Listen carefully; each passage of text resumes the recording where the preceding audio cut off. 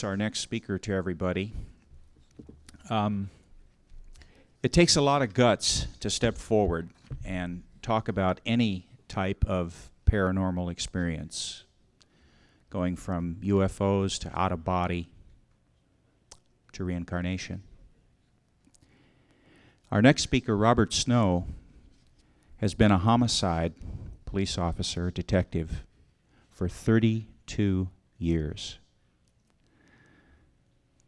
Nothing but the facts, ma'am. And he ended up, through a fluke, through a dare, going to a regression session.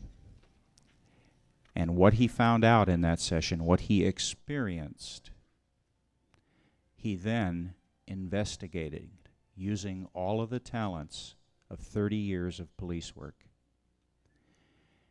And ladies and gentlemen, what that investigation showed to him and proved to him is that he lived another life as Carol Beckwith. And his book is Searching for Carol Beckwith. Ladies and gentlemen, Robert Snow.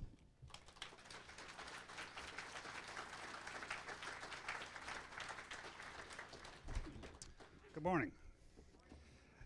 As the introduction said, I'm a police officer in Indianapolis. I'm a captain, police captain. I'm actually in charge of the Homicide Branch in Indianapolis. Whoop. And believe me, in Indianapolis, I'm the last person you want to look up and see standing over you. It's going to be a bad day. But, you know, I've been a police officer for 32 years, and I've had a lot of success in the police department. I'm a police captain. I previously was the department executive officer. I've been in charge of planning. I was administrative assistant to the chief of police. I've had a lot of success, but actually, I never wanted to be a cop. That thought never really, when I was growing up, that thought never crossed my mind. I never had any desire to be a cop or a fireman or a cowboy or astronaut, what all little boys want to be. The only thing I ever really wanted to be was a writer. From my very earliest memories, all I wanted to be was a writer. Well, of course, wanting to be a writer and actually being a writer, anybody who's ever tried it knows, are two very, very different things. And it's very fortunate that I fell into police work by accident, because it's nice to be a writer, but it's nicer to have something to write about that people care about. And police work is one of those things. And actually, I have written a number of things about police work. I've written five books about police work, and I've had probably 100 articles and short stories published all about police work. Everything I've written, except my latest book, is about police work. I wrote books on protecting yourself, protecting your property, stopping a stalker, combating family abuse, and everything to do with police work. So this has been quite a rapid departure for me. But you know, to be a good writer, you also have to be a good reader. You have to read all the time. You just can't write, you have to read. You have to read constantly. And you have to read things that are not necessarily in your field, but you have to read things that other people have written, just to see what's being written, how it's written, people's style and everything. So I've always been a very, very avid reader. And well, because of this, I belong naturally to several book clubs. So, gosh, about 5-6 years ago, I saw a blurb in the book club for a book called Coming Back. It's by Dr. Raymond Moody, it said, the blurb said, that who had previously investigated near-death experiences. And this book Coming Back, he was talked about being hypnotic or regressed to past lives. Now, let me tell you, I don't really give at that time, I thought, you know, but again, I've read books on Satanism and international terrorism and, you know, Zen Buddhism, and I don't necessarily believe in any of that either, but you still got to read things by the people, and I find different ideas like this interesting, only because you wonder why people would believe in this sort of thing. So anyway, I ordered the book, and it was, if you don't know if anybody's read the book or not, by Dr. Moody called Coming Back, it's a very good book. It's a well-written, very good book about how he goes to a friend of his who's a psychologist. She hypnotizes him and takes him back to 9 past lives he's supposed to have lived. And it was very well-written, very colorful, but kind of interesting at the end. He kind of hedges a bit and says he don't really know what this was. He doesn't really know if this was past lives or just his imagination. And I have to admit with you, I agreed. I mean, what does it mean? I mean, it's okay, you say, like, I was back in China, but where do you know where these memories come from? So for the most part, I thought it was an interesting book, and I forgot about it. I just, went on to other reading. Well, a couple months after that, I was at a party. My wife is a police officer also. She's at this time was a child abuse detective. And the Family Advocacy Center in Indianapolis, which handles child abuse cases, was having a party. And her and I went. And I was there talking to people, and I was talking to a lady who's a psychologist. And we were just making a little chit chat as people do. We were talking about what movies we'd seen and things we'd done. When we started talking about books we'd read, and I remember when she's a psychologist, I mentioned the book Coming Back. Well, at the time, I didn't know that she used hypnotic regression therapy in her practice. I had no idea this, and she asked me, "Well, what'd you think of the book?" And I'd probably had a little too much to drink. It was late in the party, so you know how people are. You're kind of sarcastic and say, "Nah, it's kind of silly." I said, this is a bunch of weak people who are looking for excuses to blame things on. This is people who just want to, basically want to say, well, gee, this is because I'm this problem. It's not my fault. It's a past life. It's karma. This kind of stuff, So, and this is really nice because she was pretty nice about the whole thing, because I was pretty obnoxious probably, and she was pretty nice about it. And she listened to me, and finally she basically says, dared me. She says, well, if you think so silly, why don't you try it? And at first I said, no, I'm not going to do that. She said, they got down. Oh, you're scared? Nah. You don't want to ask a man if he's scared, because and of course you've had too much to drink and everything. So I finally told her, finally after enough times, oh, you're scared? Okay, if you're scared, I understand. Type thing. Well, you're not scared. So I said, okay, I'll do it. But then the next day, after I sobered up a little bit, I says, I ain't doing this. This is silly. I'm not going to do this. And I basically said, no, I'm not going to do it. But every time, this woman works for the police department. She's also a detective and a psychologist. She's a practicing psychologist also. And I kept running into her. And every time I run into her, she'd always ask you, have you made the appointment yet? Have you done it? And it got to the point where now you hate seeing her. You see her in the hallway, you say, oh, man, here she is, and you're going to have to make some excuse. So finally, after enough times, I finally said, well, hell with it. I called the number she gave me. I said, I'll just do it. I'll go there. I'll sit for an hour, look like an idiot. Let her, people, I didn't know what hypnotists did. I thought they must swing a watch or an amulet in front of you or something like that. And I thought, well, I'll just let her do that for an hour. But then I'll come back and I'll show her. I'll say, see, I told you, none of it worked. It's all baloney. It does not work. So anyway, I finally decided to do it. But, after then, once I did, I was on the way up to the psychologist. I thought, man, I was really nervous. Because one thing, I really at the time thought, well, I'm much too strong-willed. I can't be, only weak-minded people could be hypnotized. Somebody who's really strong-willed can't be hypnotized. And I felt pretty confident of that. I thought, this is going to be a very uncomfortable hour. I'm going to sit there, and she's going to be saying, you're sitting sleepy, this kind of thing. I'm not going to be. But fortunately, I was told before I went there that I could bring my own tape recorder and tape if I wanted to. So I did that because I wanted to be able to prove this to Kathy, the psychologist, that, see, I did it. I told you, it's baloney, nothing happened. So I brought my own tape recorder along. So anyway, I'm in the psychologist's office, and she's a very, very, very nice lady. Mary Ellen Griffith is the lady's name, just a fine person, very nice lady. And she was maybe very, very comfortable, very gracious, made me feel very comfortable. And I kept waiting for her to, saying, something. I had no idea what they did. I had no idea what they did. So I'm waiting for this stuff to happen. But she didn't. We just talked for a little bit, and she says, okay, close your eyes. She says, tell me about your college graduation.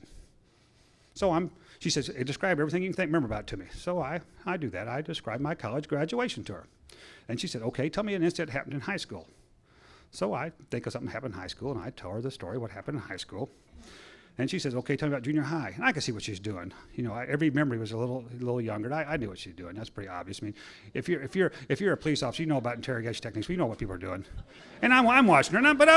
But see, the point of the matter is, I wanted to cooperate. I wanted to do. I had then told myself, I want to do everything she asked me to do, because I'm going to go back to Kathy and say, see, I did everything and nothing happened. See.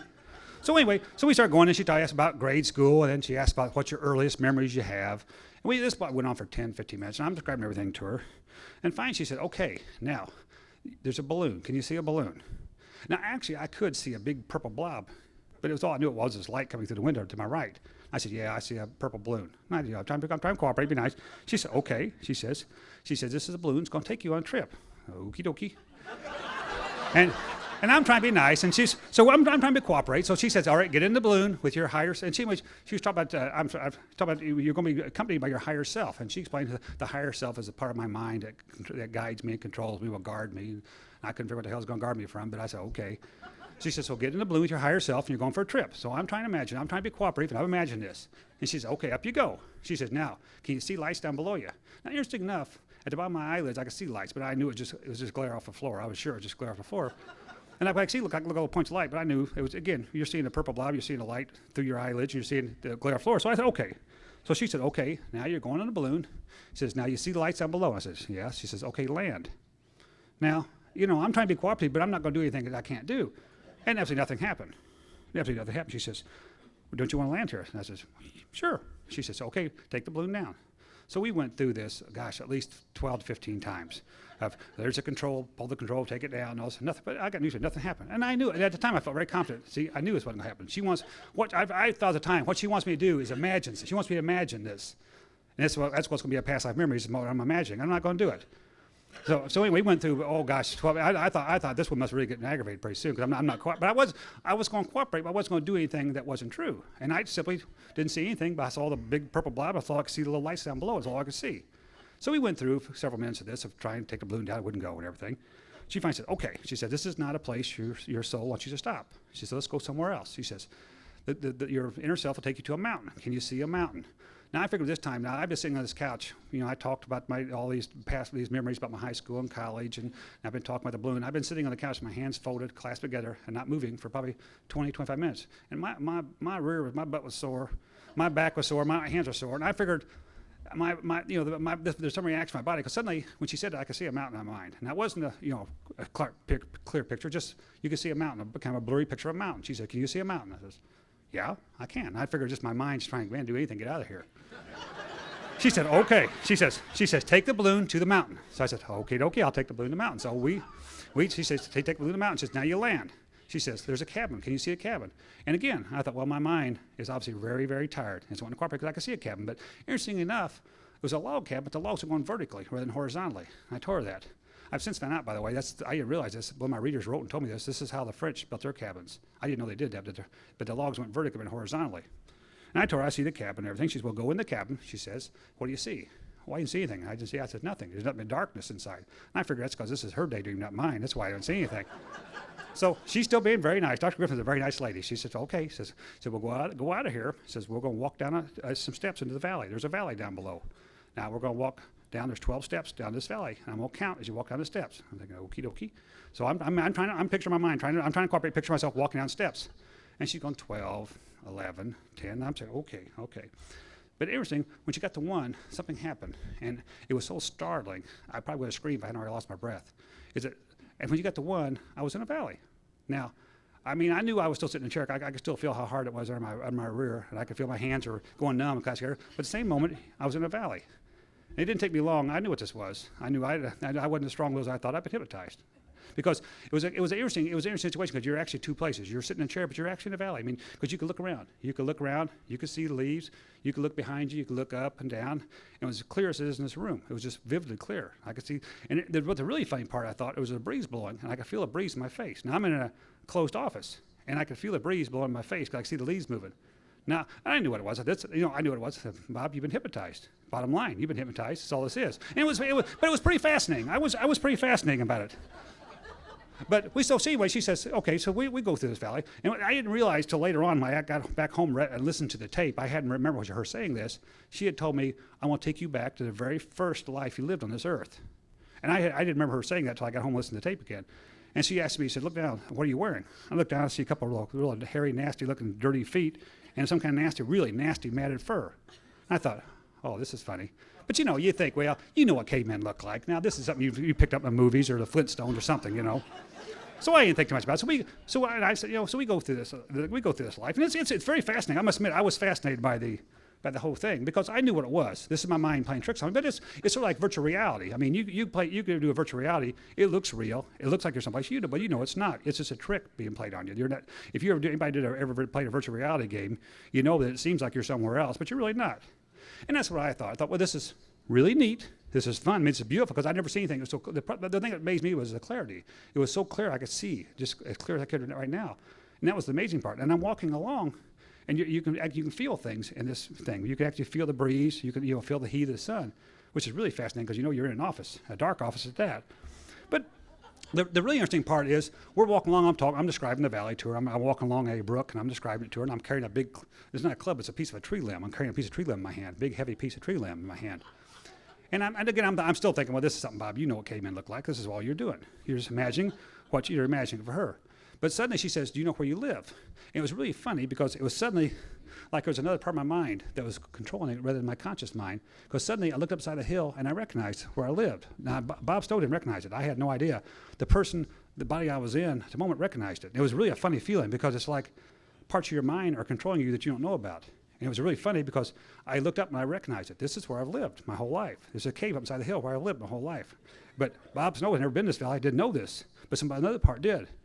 And more than that, I finally started saying things, and it was like a little door in the back of your mind opened up, and thoughts and words come out, and they go right past your mind onto your lips.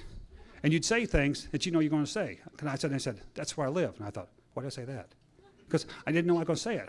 And I kept saying things that your conscious mind didn't know you were going to say them until after you'd already said them. You think, what the hell did I say that for?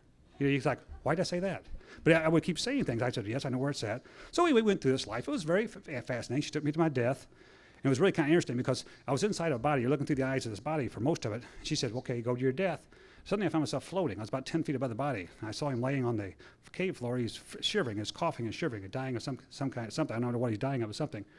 And she said, okay. She says, well, she took me to my death. And she said, okay, go out of the cave. And she said, look up. Do you see anything? And I looked up over the valley. It was a really intensely bright light. She said, go to the light. That's what you need to do. So I thought, well, this is kind of fun. And again, I thought I knew it was just hypnotism, but I thought it's kind of fun too. I mean, there's not, she kept telling me about, you'll be protected. Don't worry about it. The white light protect you. And I thought, what's to be protected from? This is all, just, it's a mind trick, but it's a fun mind trick. It really was. It's kind of like going to an amusement park and find a really, really neat ride that isn't real. I mean, if you go down to Disney World in Florida, the haunted castles aren't really ghosts. They sure look like ghosts, and it's well done. Well, I thought that's all this was. This is not real, but it sure is fascinating. So anyway, we go to my death. And she says, okay. She says, what'd you learn by this life? And the thing I told her, and again, it came out of my lips I didn't know I was going to say it. I says, I was all alone. I didn't have anybody. I lived by myself my whole life. I didn't have anyone. I said, that was a lesson I learned in this life, is that you're not supposed to be alone. You're supposed to have someone. And again, I'm thinking, I don't know what I'm saying. It's like you're sitting here talking, you think, who the hell's doing this? It's like you feel like one of these dummies, the guy's behind you, he's ventriloquist, and you're talking. Because you don't know you're going to say these things. They just come out of your lips. So anyway, she said, okay. She said, I want you to go to a life where you had someone important to you. So, okay. So all of a sudden, there's like a gray fog for about 2 or 3 seconds. Then suddenly, I see myself, I'm on a street. It's a city street, but I could tell it wasn't today. It was the 19th century because I could see horses pulling carriages, and street lights were the gas street lights. And I look, she said, okay. She says, where you at? And I described the street to her. I said, it's a street. I said, looks like the late 19th century because I can see horse pull carriages and I can see gas lights. She said, okay, what are you wearing? I looked down. I said, well, I'm wearing a fancy shirt and a suit, and I got shiny shoes. I said, I have a cane. But I said, it's not a cane because I'm an old man. It's a fancy walking stick. She said, okay, where are you going? I said, I'm going to meet someone. Again, I'm saying this stuff not knowing what the hell's going on because my mind's just sitting around. Bob Snow is kind of a passive observer of this. You really are. You're just kind of a passive observer, and your mind it's like a runaway horse, just galloping off and talking. She says, okay. I said, I'm going to meet someone. She said, who? I said, it's a woman. So I go, and she said, okay, meet her. So I say woman, and she's in a bright red dress, a very beautiful woman in a bright red dress. And she said, okay, you met her, where are you going? I said, we're going to stop at a cafe. She said, okay. So what do you do? She says, what do you order? I said, she orders some kind of special water. I order a glass of wine. So, okay. She says, okay, now, she says, go to the next significant event in this life. So between the things that are interesting, sometimes between regression, sometimes it take a few seconds for something to happen. Sometimes you just flash to it. Wisdom here, it took a few seconds. Next thing I know, it's about 4 or 5 years later, and this lady and I are married, and we're in a hallway of an apartment building. We're arguing. And she said, what are you arguing about? I said, we're arguing about money. I said, okay. She said, what do you do? I said, well, I leave, and I walk down the hall, and I go into a room. And then she said, describe the room to me. I said, well, it's got a whole wall of windows and a lot of skylights. I said, it's an artist studio. I said, I'm an artist. And again, I thought, okay.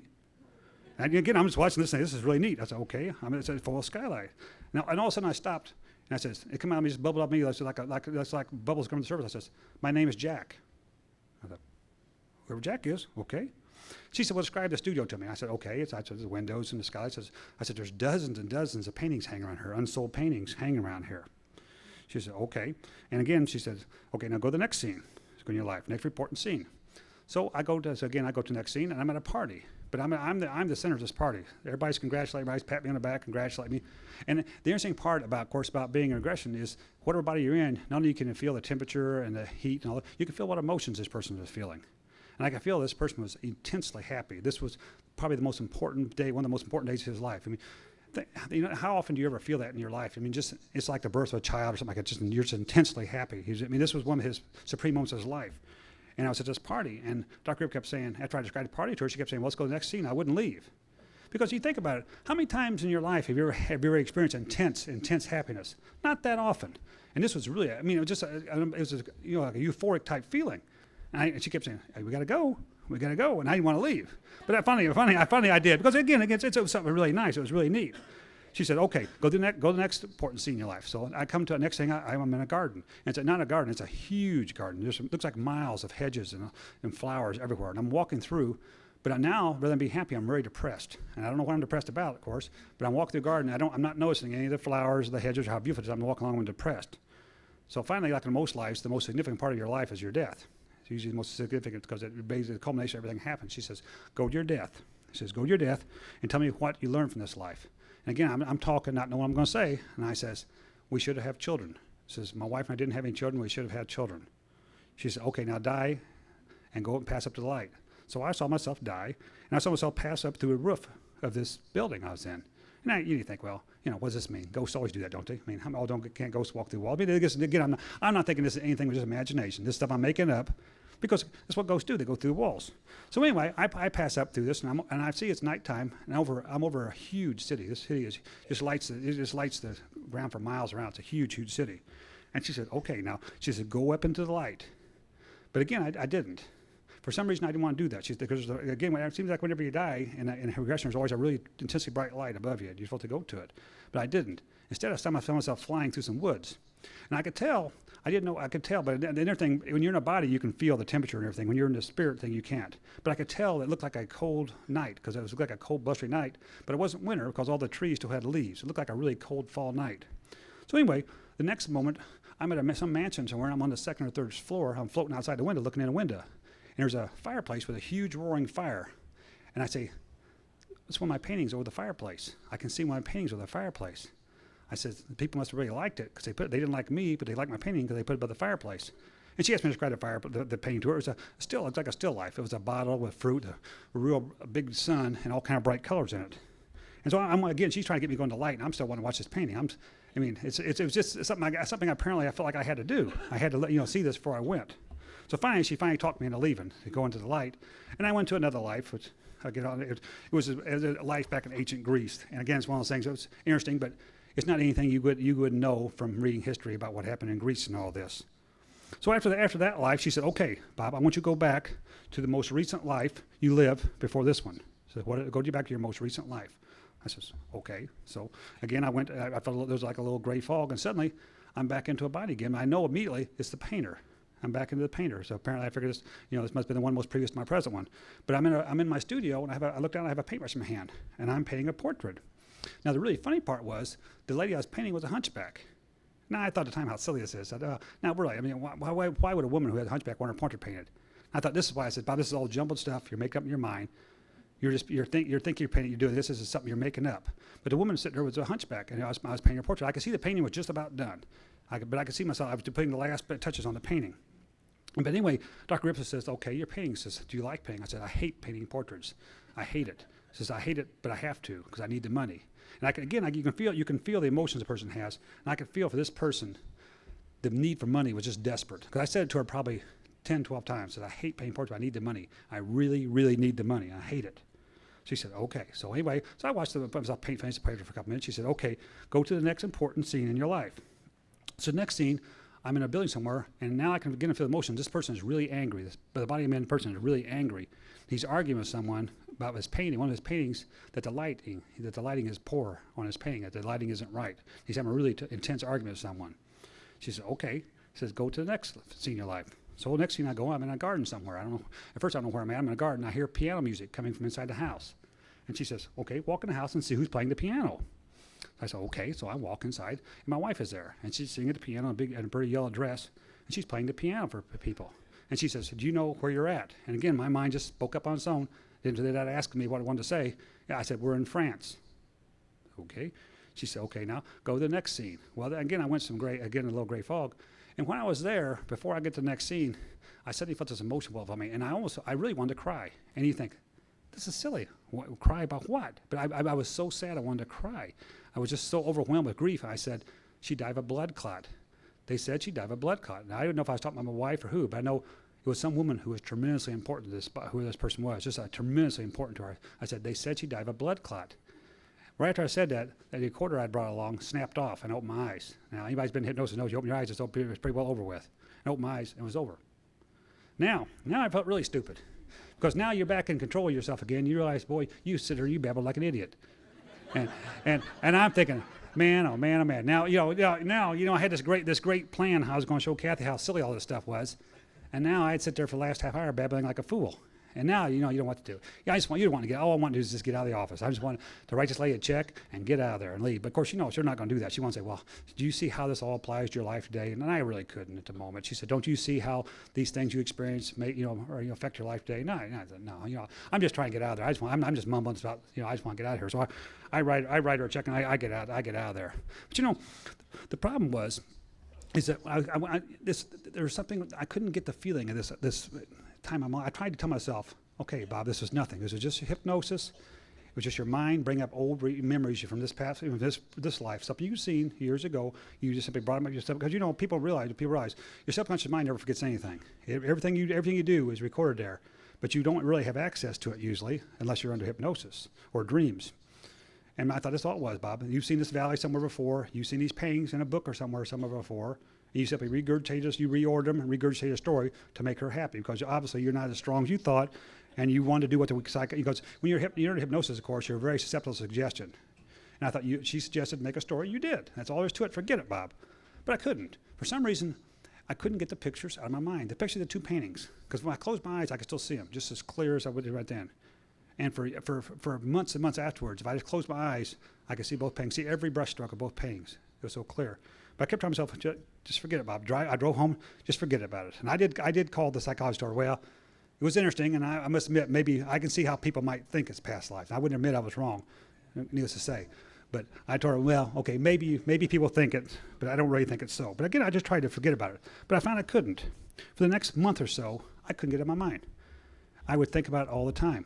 And if I closed my eyes, I could see the paintings. And I started dreaming about it. I started dreaming about this all the time, about the regression sessions. It's just all the time. And I find myself thinking about it all the time.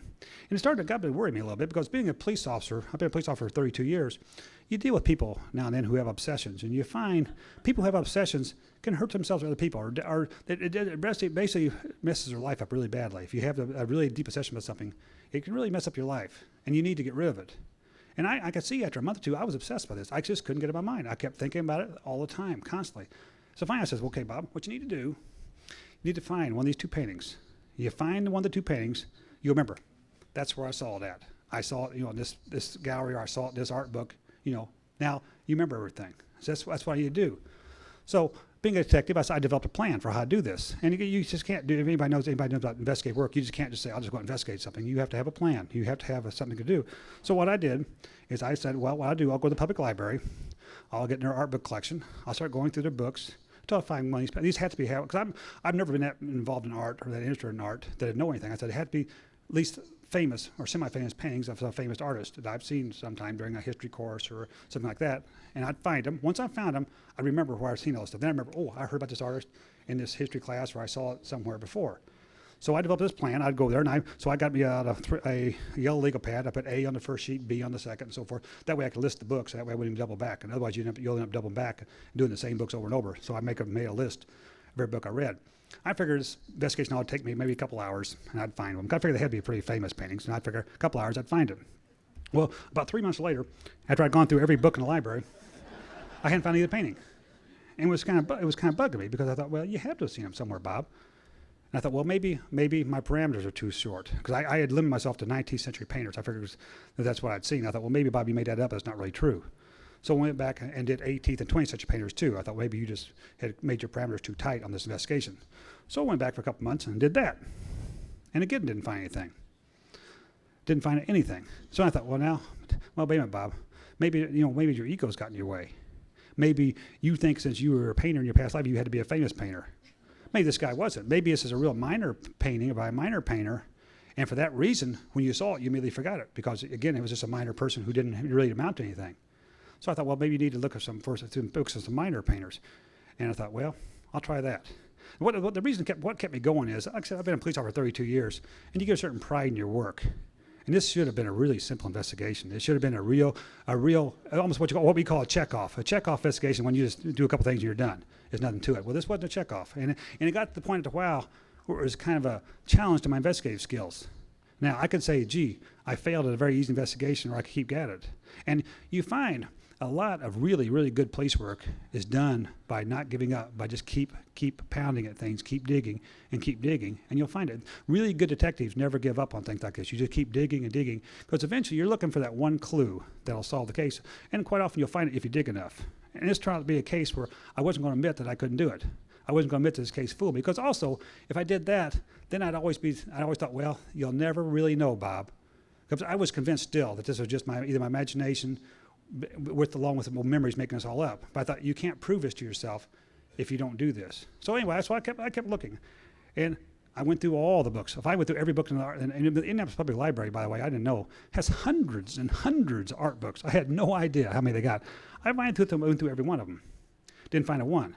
So then I had an idea about maybe I need to go to a couple of bookstores who have newer books and different books. I went to Barnes & Noble. I went to B. Dalton, Half Price Books. And people wondered what the hell I was doing there, because I'd go there and look through all the books, didn't buy a thing. I know what I was doing there.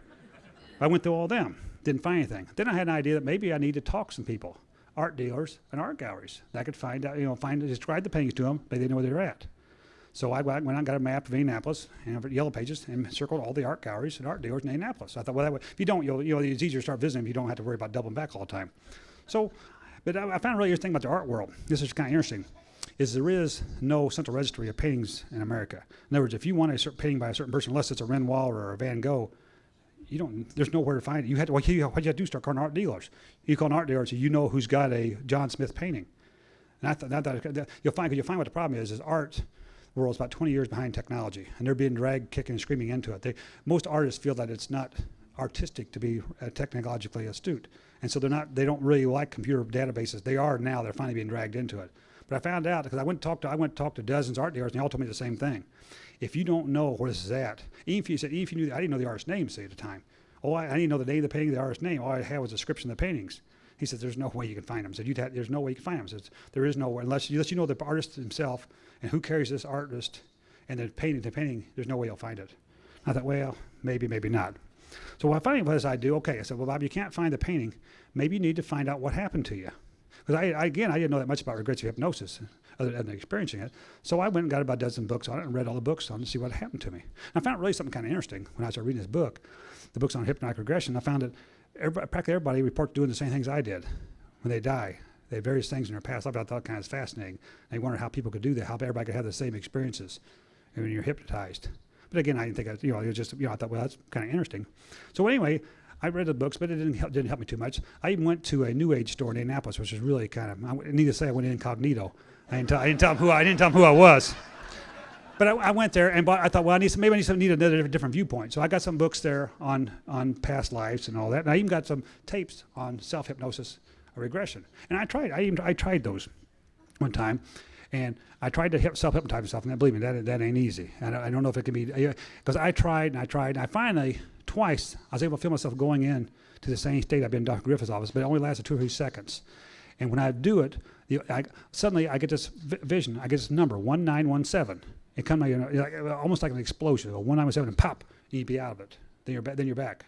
And it took me 20 minutes to get there. And I did that twice. And you go through all this I found a couple of tapes that went to a lot of imagery like Dr. Griffith had done. Imagine this, imagine that type thing. And twice I got to the state where I could feel myself going like I had before. And both times I used to say 1917, then pop, I was out. So finally, this had been almost a year. And finally, you can be the best police officer in the world. You can be the best homicide detective, best police officer in the world. Occasionally, there are cases you can't solve. There are murder cases we can't solve. There's simply, you haven't got enough evidence. You haven't got a clue how to do it. And so you basically have to give up. What we do in the police department, you inactivate the case. What this means is the case is not being worked on. Now, it's not closed. We don't consider a murder case is never closed unless the person is convicted. But it's inactive, which means it's sitting there not doing anything, waiting for more evidence to come along. Because occasionally we have cases where it can be 10, 12 years old. All of a sudden you'll get new evidence, and then you reactivate the case. And I thought, well, this case is just going to be deactivated unless I find some information. And I thought, what's the chances? I thought, well, Bob, you're just going to have to go to your grave always wondering what the hell this was. It's not going to make a difference. Well, a couple months after I'd given up, but I never stopped thinking about it. That was the bad part. I never could stop thinking about this stuff. I think about it all the time. I dream probably 3 days out of the week. I'd have a dream about the regression or about past life as an artist. I'd see myself and my brother at an art at a studio together or at a retreat together as painters. I would see myself in the afterlife talking to spirits about my lives and things. And it was just really kind of spooky because I couldn't get it out of my mind. It drove me crazy. I couldn't. And if you'd sit and think of somewhere, if you'd see a movie or somewhere, took any place in any part other than the 20th century, you'd think about it. And sometimes you just sit there and it'd come in your mind, just think about it for no reason at all. But I realized there's nothing I could do. I couldn't. I don't know who the artist was. All I think I had to go on was 2 paintings I'd seen. I had no other clues. So basically, I said, Bob, you got to give up. Just get it out of your mind. But it wouldn't. So a couple months after this, it's coming on my wife and I's anniversary, and we're going to, we want to go on a trip somewhere.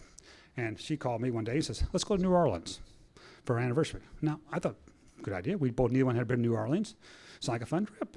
So we said, okay. So we made plans with New Orleans. Now, anybody from New Orleans knows the French Quarter is a lot of fun, nice, fun place. A lot of bars, a lot of things to do.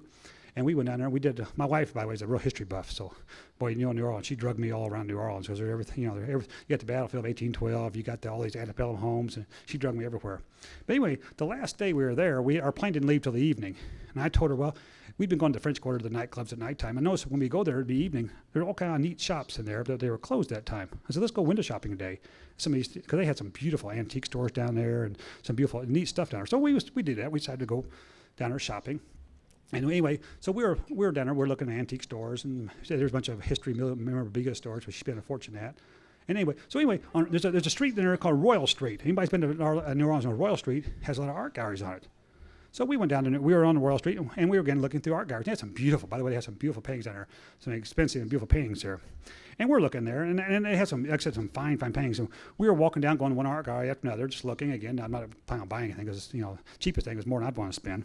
But anyway, we finally get down to Royal Street. I noticed as we're going down to the street, we're getting down to the end of the street. The galleries are getting kind of smaller, much smaller. The paintings are getting much more inexpensive, and I don't know any of the artists that's that bad.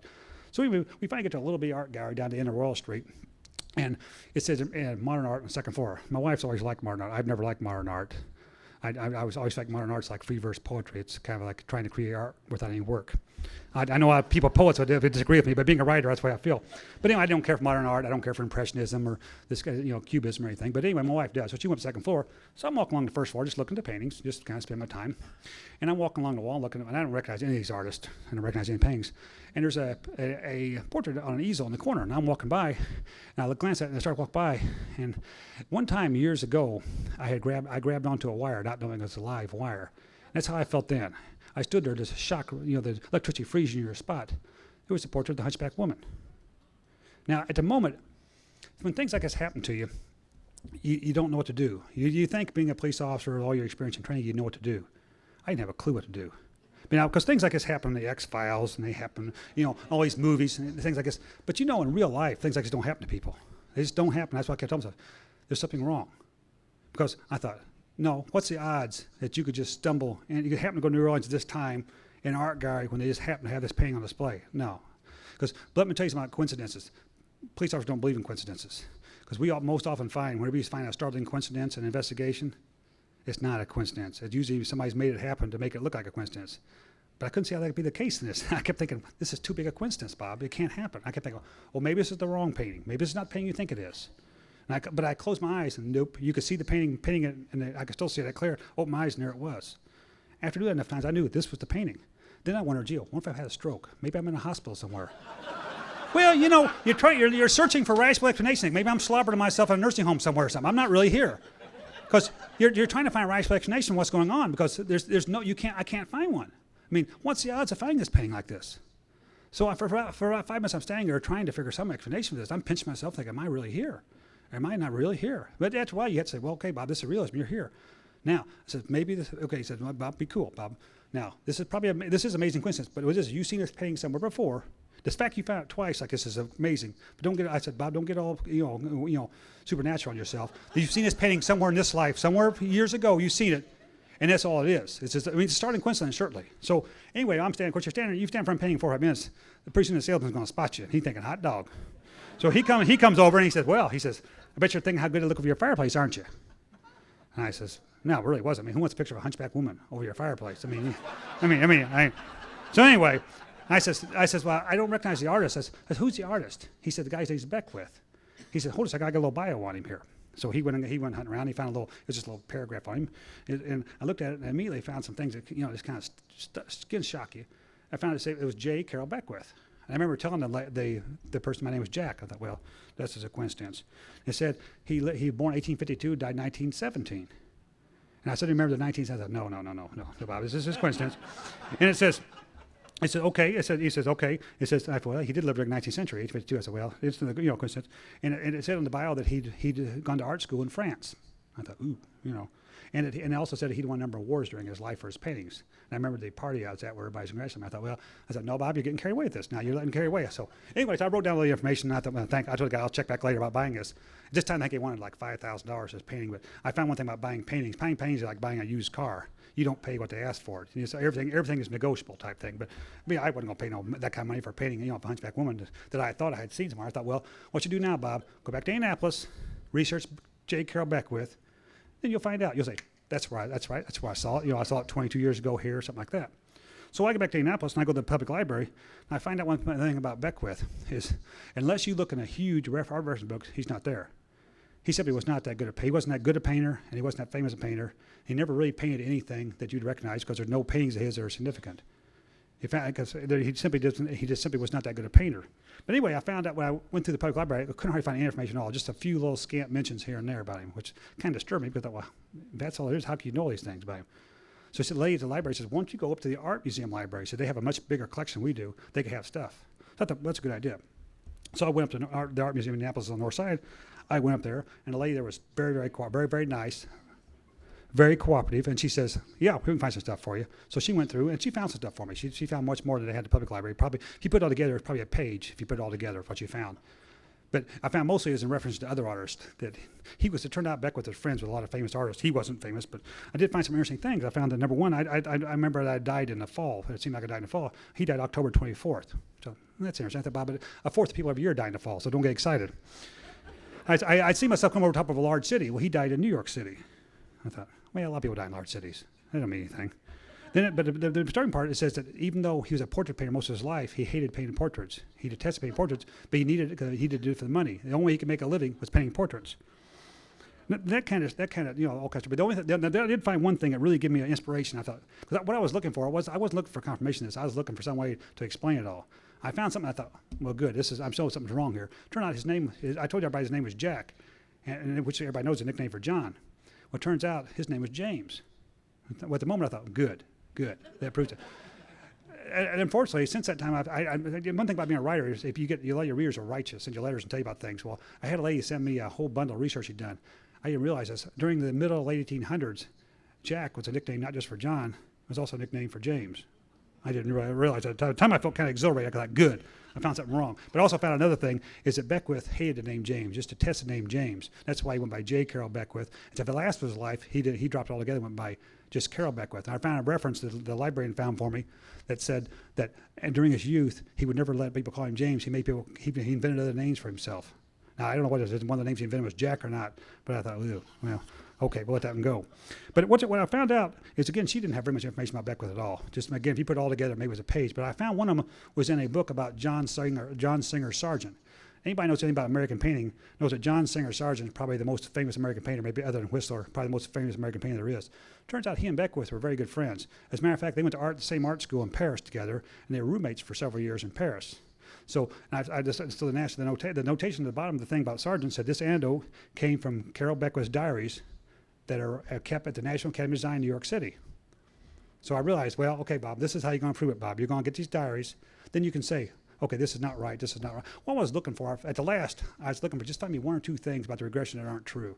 If I could find something that's true, then I'd have to realize this is not a real memory because you wouldn't get the stuff messed up. You got to find one or two things that are not true, then just to feel better about yourself. Then you'll know this is not what you think it is. Because I really didn't want to accept the fact this is supernatural, this is reincarnation, because to do that, you'd have to say, gee, I've been wrong my whole life. People I've snickered at and made fun of were right, I'm the one's wrong. Nobody wants to do that. Nobody wants to say, gee, I've been the one that people should snicker at. I've been the one that's wrong. And you don't want to do that without solid proof. And so what I was looking for, I had to prove that something is wrong with the regression. That way it would show this is not something wrong here. If I could prove one of the things I'd seen about Beckwith wasn't true, I could feel a lot better. So what I did is I wrote the National Academy of Design in New York and asked them, are the diaries available? And they said, no. He said, they're so fragile, we don't let them out. But he said, but they have been microfilmed, and you can't order them on interlibrary loan for the Archives of American Art.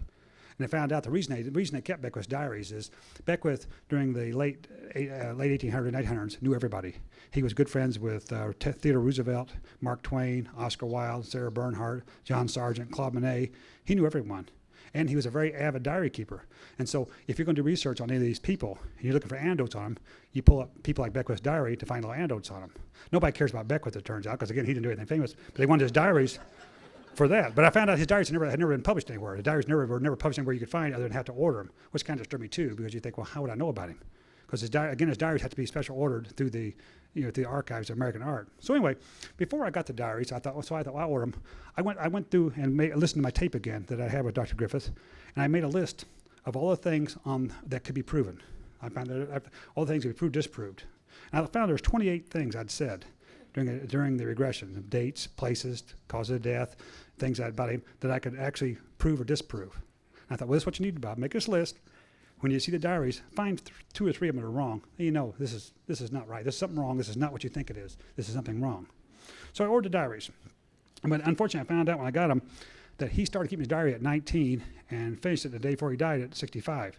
It was 17,000 pages, which is, as you might imagine, a lot of reading.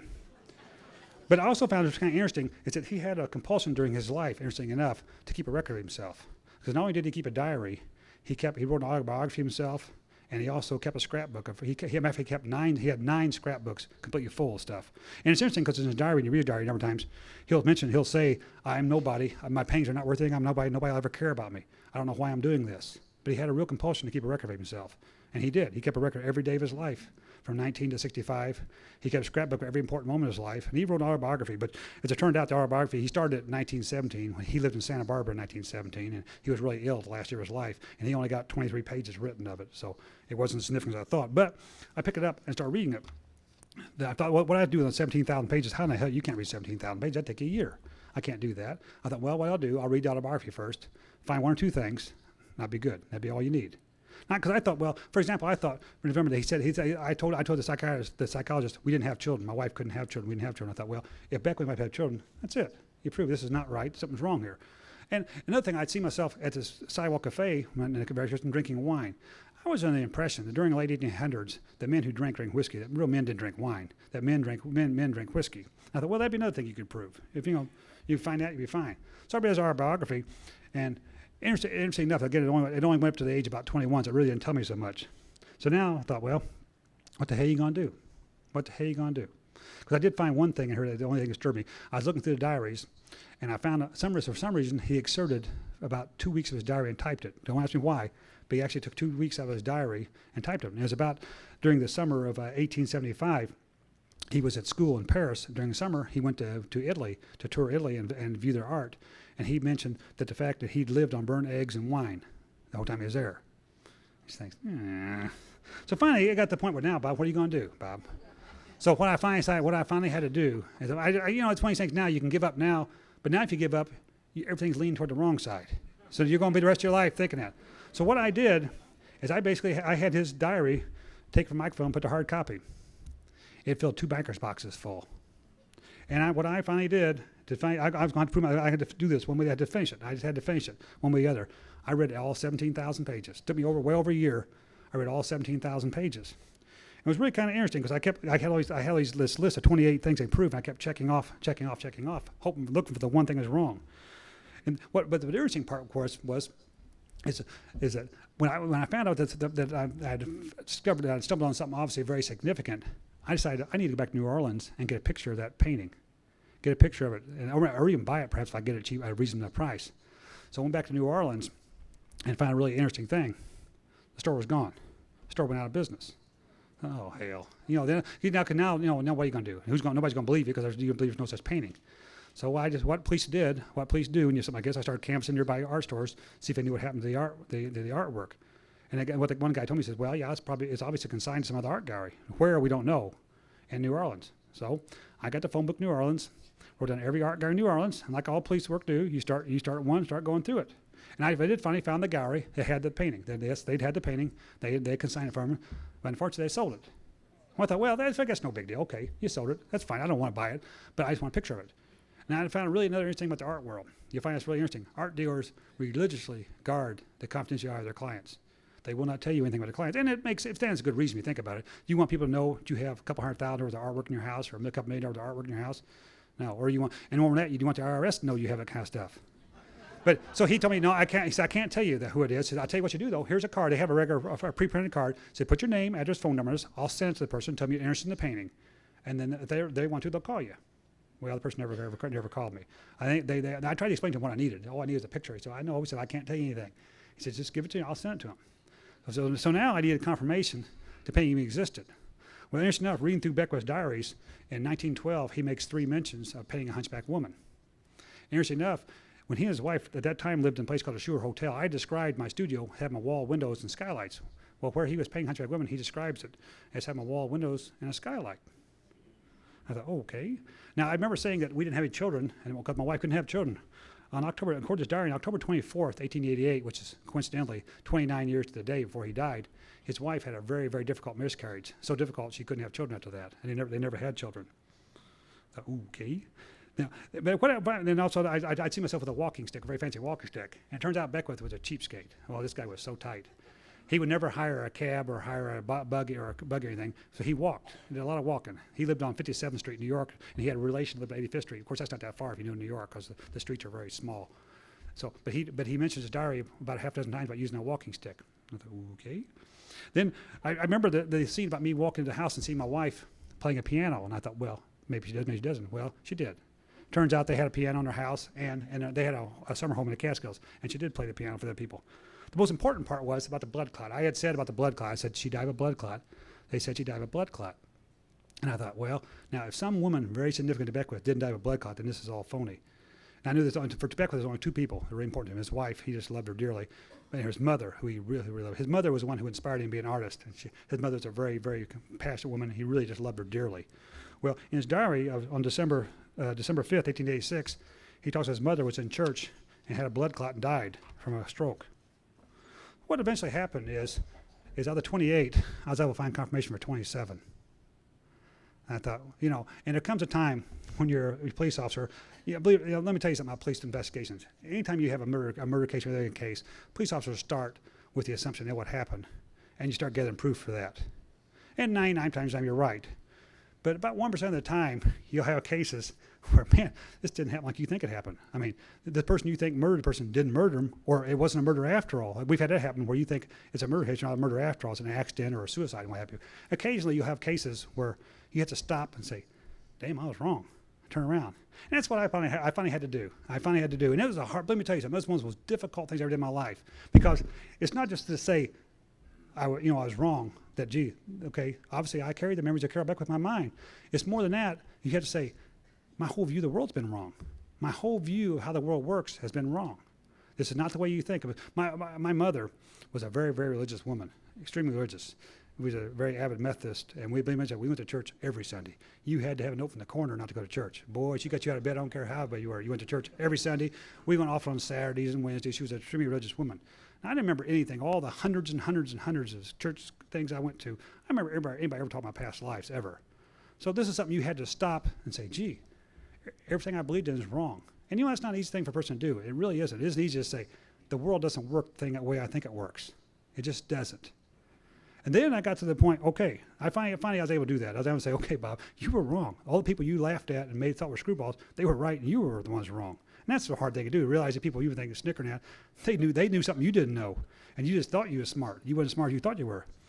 Of course, now came the problem is I had all this information. What do you do with it? And I've been a writer for a lot of years. Do I want to put this in a book and kind of bare my soul to the world, kind of stand naked in front of the world is what you're doing?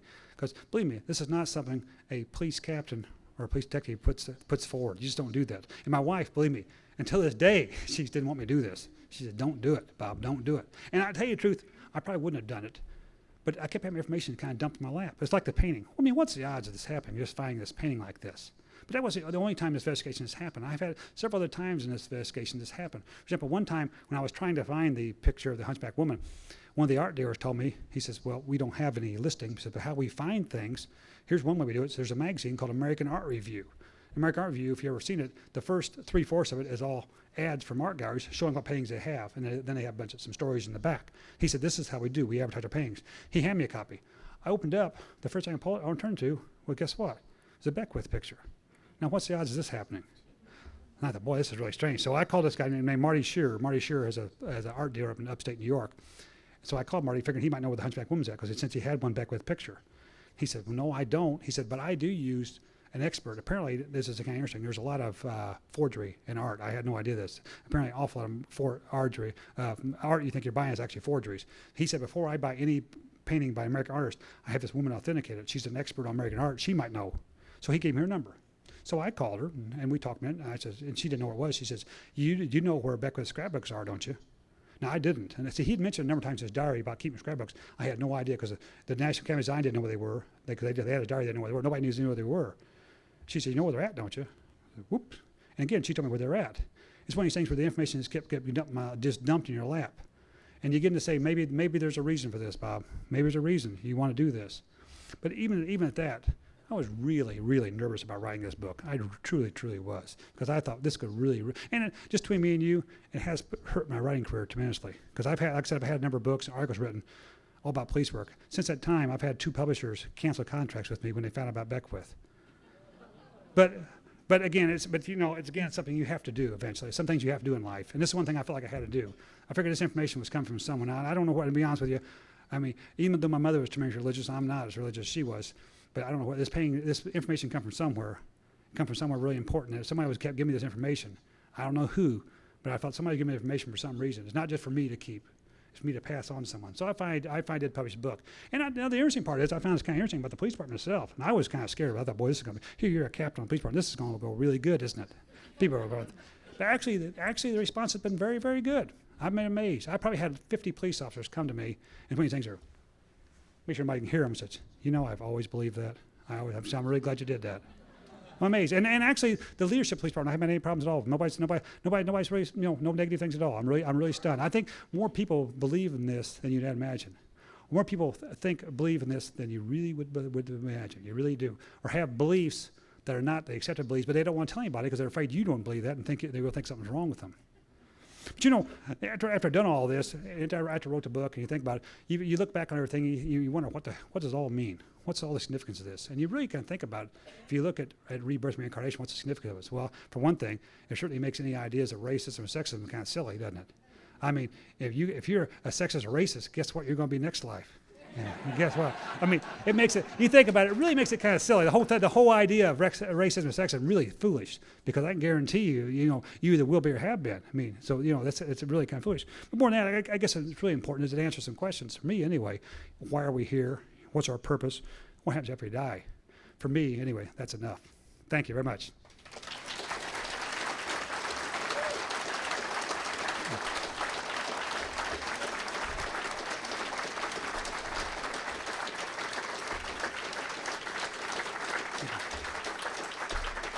If anybody has any questions they'd like, please go to the microphone there.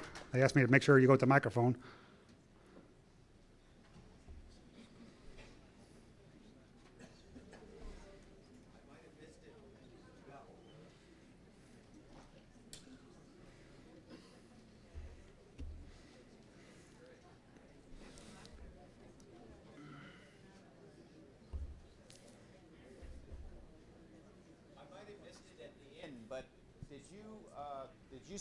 Did you ever find the painting?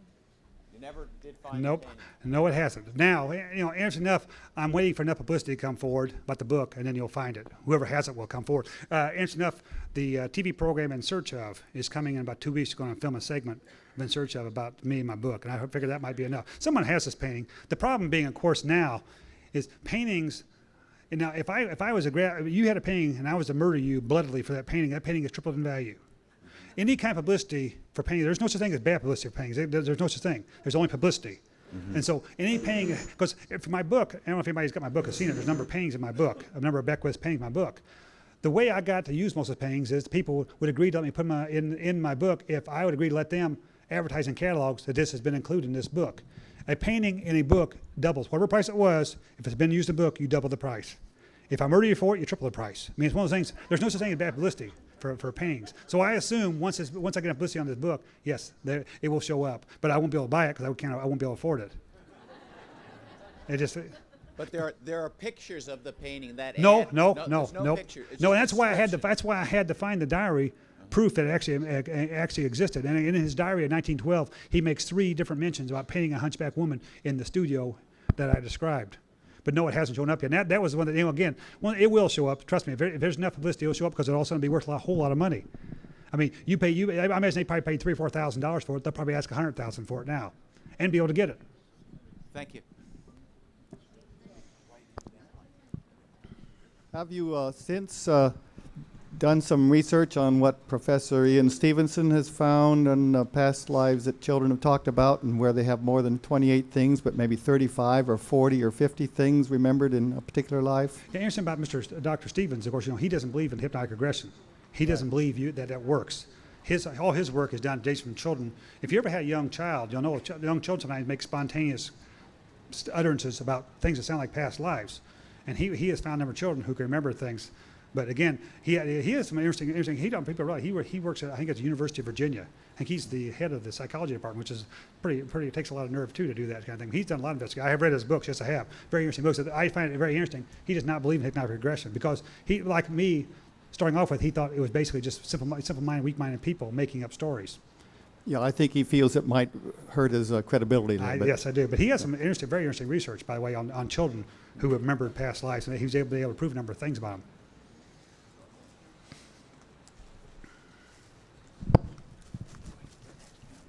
Okay. Hello. Hi. This is Renee Düring. I'm a survivor of Auschwitz, and I can write a book about that, but I also can write a book about 35 times lights over my head and in front of me, and that's why we are here. We all want to know what is the reason, and when you talk about a painting, I want everybody to know that I had a similar story, only I was not hypnotized at all. I didn't know the painting existed. I came back from Auschwitz. My father had tried to come to America twice. He tried to sell frames for the biggest frame factory in Amsterdam, Kraaienheide. He wasn't successful. He came back to Holland, and my family was killed. I wasn't, maybe for a reason. Now the painting. I go to the factory and I say, I'm the daughter of Leo Düring, and I have to start all over again. I know he represented you in America, but he was not successful because the Americans wouldn't let him sell frames from Holland.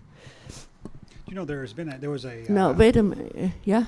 There's a rabbi who's written a book about people who live past lives in places like Auschwitz. There's a really interesting book that came out recently about I'd like people to know about that. who had regressions back, and they were all people who didn't survive. May I tell you about this painting? Excuse me? A painting came into my life that way. This Mr. Kraaienheide said, I come to your home where you live, give me the address, I have a surprise for you. He comes, he brings a huge oil painting done in France by a lady called Amélie Champin. And I looked her up later on in life. The painting represented from Lourdes, the tall lady was the blind woman. It's called Die blinde Gräfin. He told me that painting was to hold. If my father would come back, it had great value. And what's her name? Bernadette. Have you heard who Bernadette was? She found the holy water in Lourdes, and the people came there. The painting was done on the premises by this lady, and I found out a lot of things. But I have that painting at home now. In the back is the Grotto of Maria, and in front is Bernadette Soubirous with her little sister, and she holds the hand, And the lady that is blind, thinking she would be healed, gives the kids a coin.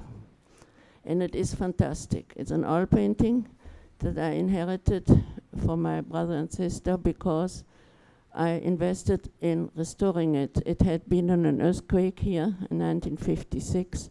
It had scratches and so on. And then the artist who restored it, without asking me, put it on wood so it would never crack again. And it came black. When I saw it the first time, it was black. There was nothing to see, almost black. And the man, Mr. Kreinheid in Holland, said to me, give me some soap, give me some water. And he washed it in front of me, and my sister survived. And then I couldn't take it to Palestine, where I married, second marriage, somebody, and Maria was in the background, and I said to myself, I better not take it to Palestine, Israel to be. But I want that country to live. So I've spent 10 years there. 10 years, I come to America, and my brother says, you want the painting? It's in my basement. It fell down, and now it's yours. And I wish you would advise me if I should write a book about what happened to me so often. Coincidences are not coincidence. And so thank you very much for telling your story, but you never saw the painting, huh? I've seen it, but I haven't got it. No, I've seen it, but I have no. Okay, I wish you luck. Thank you. Thank you, all of you.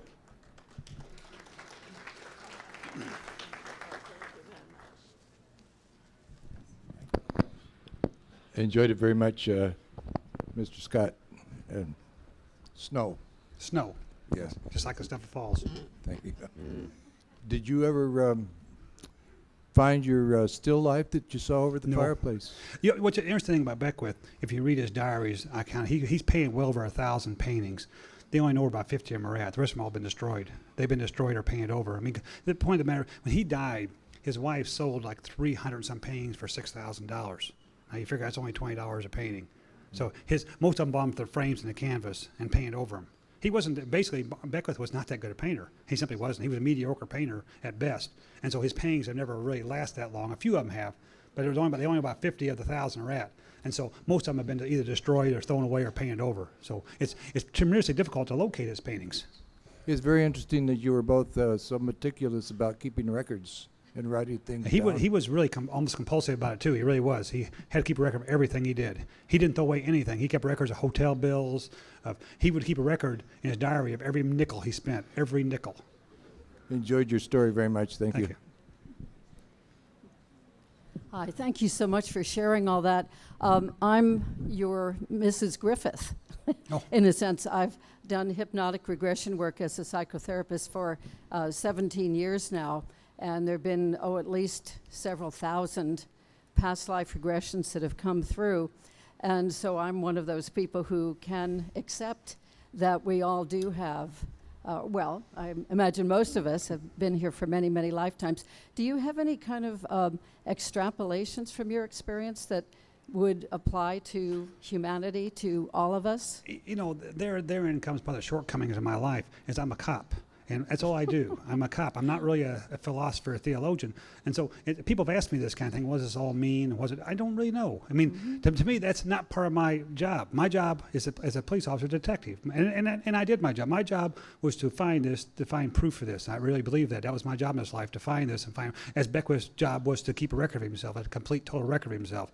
But as for theological, philosophical implications, I don't have a clue. I really don't. I mean, I'm sure a lot of people can make them out of them. I really can't, because again, I'm not a philosopher or theologian, just a cop. Right, And I do what cops do, which is investigate things. Well, and that's a terrific contribution. I really appreciate it. Okay. Thank you. Yes. I'm wondering what you think of the possibility that Carol Beckwith is resonating with you mentally from the spirit dimension and trying to make himself known. You know, it's kind of interesting, because there's a part I didn't talk about, I didn't have time to talk about it, is he's buried in New York City, outside New York. He's actually buried in Valhalla, New York, which is a suburb of New York City. And I'm in New York City. You might do some research. You got to go. I mean, the man's there, the grave's there, you got to go. And I've been a police officer for 32 years. And when I first come on, you go into a lot of situations where you are scared. I mean, you're going to a warehouse, a dark warehouse looking for people that are in there. You're going to a house where somebody's been hurt and the guy's hiding his house with a gun. You're scared, okay? I mean, you feel your heart's a thumping, your hands are tingling, your legs are shaking. And that's how I felt when I walked toward the grave. And this is silly, because I thought, what's so silly, Bob? Why were you scared? I mean, there's no spirit there. The spirit there is here. He's not there. I was so frightened. I was afraid I might have a heart attack. My heart was beating so hard I was shaking. And I talked to another person at a conference I spoke at last year, and that's what he said. He says, basically, as you're remembering Beckwith's death, that he died of a heart attack, and you're simply reliving his death there at the grave. He says he's resonating with you at the grave. And you say, I beat feet out of there. I saw the grave, but I left. I didn't hang around very long. But again, all these theological and philosophical questions are really beyond me. It's not part of my training. It's really not. And again, I never have delved that deeply into that sort of thing. Again, I do police work. I do investigation, and that's what I did. But again, if you read my book, you'll see the last sentence. It's what I basically say. I'll leave the implications to the philosophers and theologians. Let them decide what it all means. I don't know. Here's what I found. You decide what it all means, because it's really beyond my forte to be able to say that. Mm-hmm. Thank you. Yeah, thanks again for your talk. Yesterday I heard you mention that there were a few things that you left out of the book, some things about some coincidences or crossovers in your life. Would you be willing to share one or two of those things? Actually, there were dozens. When I read his diary, you read all 17,000 pages, there were dozens and dozens of parallels between his life and mine. But when I did the book, I thought 28 was plenty. I mean, otherwise it's like you're putting water into a full cup. You're basically, you look at people you think they're trying to force feed him. For example, as Beckwith mentioned in his diary that he was born in the morning because his dad was out hunting that morning with a friend, and he come home, he'd been born. Well, recently I needed to know what time of day I was born for someone, but I checked my birth certificate, it doesn't say. And the only one who's alive right now, who was alive then, was my aunt. And so I called her, I said, I need to know what time of day I was born, you remember? She said, oh yeah, it was the morning, because your dad was out hunting with my husband that morning. It's just sort of, and for example, in his diary, other than his wife, who he loved dearly, Beckwith, again, his diary was very private. He made a lot of private comments. He mentions two women in his diary that he was very physically attracted to. He thought were very, very physically attractive, and he was actually attracted to them. According to his diary, he didn't do anything, but he thought and found them very physically attractive. One was named Miss Morgan, and one was named Miss Wolf. Well, I've been married twice. My first wife's maiden name was Morgan. My second wife's maiden name was Wolf. And there's dozens of these kind of things. For example, his mother's name was Martha. My mother's name was Martha. There's just dozens and dozens. But I couldn't put them in the book because, again, it sounded like you're force feeding people. I mean, I thought that proving 27 to 28 was enough. But there were just dozens and dozens of these other little coincidences throughout the book of parallels between his life and mine. And this will be the last question. Have you ever considered being regressed again? Actually, I did. I went back. When I was doing the investigation on Beckwith and everything, I couldn't find any information. So I went back to Dr. Griffith a second time thinking, well, maybe I can find out more information about this guy, find his name or something like that. It would help me. Interesting enough, when I went to regression, I did with some other past lives, but nothing about even though she specifically asked me to go back to the artist's life, I didn't. I went back to some other lives that were real far back in history. And when I got done, she told me, she says, well, you know everything you need to know. He says, that's all you need to know. You've heard everything you need to know. That's why you can't go back. And so there wasn't, now I couldn't do anything on Beckwith simply because I read so much about him and know so much about him that how would you know that what you come up wasn't something that you read? Because you read 17,000 pages of his diary, his scrapbooks, and all this kind of stuff. You know way too much. So anything you come up with now would be suspect, very, very suspect. I've been too busy living a very active life to pursue this, but you suddenly reminded me that some years back I was handed on loan a book of Swedish folk tales, and as I leafed through it, each of the drawings of little gnomes and leprechauns and so forth was such a familiar looking drawing that I almost could say what the next page would have. And then I looked at the biography of the artist who had made these drawings, and I found that he was killed in a shipwreck, perished in a shipwreck with his family the night that I was born. You know. I should pursue it, I suppose. Yeah. Again, you know, you'd think it's a coincidence, but I used to think that too. By the way, I talked to the organizer here. Apparently, this is what drives you crazy, a writer. My publisher didn't send them my books here, but you can get my book. It's called Looking for Carol Beckwith. It's on the net. Anybody gets on the net can get it on Barnes & Noble or Amazon, or you can order it through bookstores. It's Looking for Carol Beckwith, which, by the way, interestingly enough, has just come out in German if you want a German copy, and it's just come out in French. You want the French copy, and it's going to come out soon in Portuguese and Italian.